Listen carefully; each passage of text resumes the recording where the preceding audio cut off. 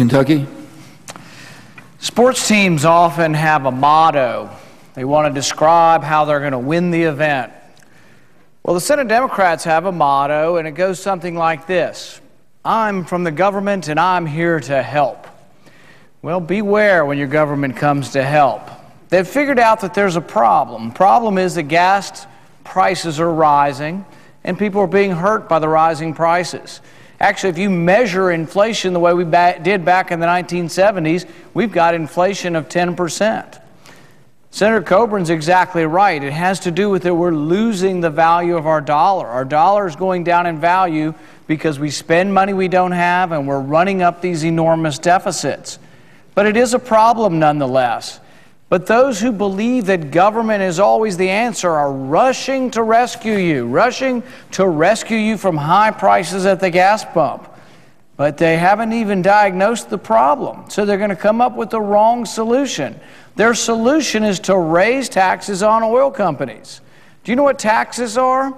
Taxes are simply a cost. If you run a business and I raise your costs, you'll raise your prices. So let's see, prices are too high, so we're going to raise the cost, which will raise the prices further. Makes absolutely no sense. But it's because their motto is wrong. Their motto is, I'm here from the government and I'm going to help you. Their motto is, it's the government that's going to solve your problems. But they're going to solve your problems by compounding your problems. The price of gasoline is a problem. If you include the price of gasoline and the price of food in the CPI, it'd be 10% or higher. People are struggling to pay for gas. What are the main things that people pay for who are just getting by? Their gas, their food, their rent. So how are we going to make it better? We're going to make it worse before we make it better. We're going to raise the cost of the oil companies by raising their taxes, which means you'll pay more at the pump. It is economic illiteracy. And it is what's wrong up here in Washington. We still have too many people who don't understand the basic economic realities. If you raise costs on a business, if you raise taxes on a business, you will raise prices at the pump. Now, the interesting thing is there are some answers. They say, well, let's go after those greedy oil companies because they're making a profit. Out of every dollar you spend at the pump, about 7 cents is profit to the oil companies. Well, you know what? If you eliminate profit, you won't have oil companies. Everybody works for a profit. We all work harder because we want to maximize our profit. Well, who owns the oil companies? Is it a bunch of greedy rich people running their fingers through piles of gold? Are they Midas in some room full of gold? You own the oil companies. I own the oil companies. You have a 401k, you have an IRA, you have a mutual fund. You own the oil companies, okay? Corporations are owned by people. Now, do some people make a lot of money in the corporations? Yes. But if we limit that or try to obscure that or try to get rid of profit, you'll get rid of companies. And then where will they go? They'll go overseas. Oil companies are international. Make it hard for them to do business here, and they will flee our country, and they already do. We have high corporate taxes in our country, and so they keep their profits overseas. Lower corporate taxes. Don't raise taxes. Lower taxes. People will bring their profits home to the United States. This is their profit. The oil companies make about 7 cents on the dollar. How much does the federal government take? Federal government takes 18 cents of every dollar. You want to have lower gas prices this summer? You want to help the people who are struggling? Let's have a gas tax holiday. It's only a short-term solution, but let's get rid of the 18 cents for the next 4 months through the summer season. It'll cost the Treasury, there'll be less money coming into the Treasury, $10 to $12 billion over 4 months. Let's take it from somewhere else. We're spending $30 billion a year in foreign aid. This is money we give away to other countries so they can build schools, so they can build bridges, so they can rebuild their infrastructure. We give this away to foreign countries. A lot of times it winds up in the hands of foreign leaders who simply steal it. Mubarak was said to have gotten $60 billion over 30 years and accumulated at least $5 to $10 billion that we can count that he stole.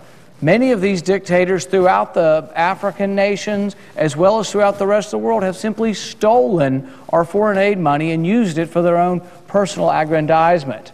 Let's eliminate the gas tax. Let's take the money from foreign aid and let's give it back to the American people who've worked hard to earn it. Can't do this forever, but you could do it for 4 months and pay for it by getting rid of foreign aid.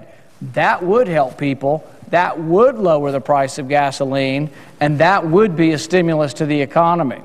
So what I'm saying is, let's have a gas tax holiday. Let's eliminate federal taxes for the next 4 months on gas, and let's take the money that would be lost, put it into the highway fund, but let's take it from money we're giving away to other countries. That would be a short-term answer. There's also a long-term answer. Senator Coburn was right that much of the price of gasoline rising is from inflation. Basically, we're destroying the value of the dollar. But there's another reason gas prices rise, because demand for oil and gas is outstripping the supply. Now, why don't we have more supply? Because the current administration is basically an enemy to production, an enemy to drilling, an enemy to all things related to energy. We now are going back and looking at permits to mine coal that have been approved for 10 years. We are taking away drilling permits to drill for oil in Utah, in Alaska, off our coasts. If we want gasoline prices to be less, if we want to send less money to Middle Eastern countries that hate us, who we have to buy oil from, let's make more here. Let's drill for oil. Let's produce more here. Let's drill in Alaska. Let's open up new places to drill. Can we do it responsibly? Yes. Nobody wants to damage the environment. Do it responsibly, but let's produce energy here. We have, as Senator Coburn says, 160 million barrels of oil waiting to be extracted. Let's go for it. But we have to have a government that's friendly to energy. We have a government now, an administration, that is unfriendly to energy, and at every aspect of producing energy places roadblocks. They think, for some reason, that we can get electricity to supply our country from some windmills that are made in China. What we need is oil and gas production in our country. We need nuclear energy in our country, and we need coal in our country. We have the ability, we have the resources, but we need to get government out of the way. Instead, what we're doing is placing new obstacles. There will be a long-term solution that Senator McConnell and our party will introduce. I will support that also. It will encourage domestic production of oil and gas, domestic production of energy. That's what we need. But you're not going to get it until we have new faces here in Washington, because the current crop of faces are opposing production at every turn. So I'd like to conclude by saying that if you want to help people, even for a short period of time, that there is a short-term solution. Let's get rid of the gas tax for 4 months. Let's pay for it by not sending the money overseas to have other countries either steal it or build their own infrastructure. Let's keep those U.S. tax dollars here at home. Better yet, let's keep them in the pockets of the consumers by having a gas tax holiday. Thank you very much, and I yield back the remainder of my time.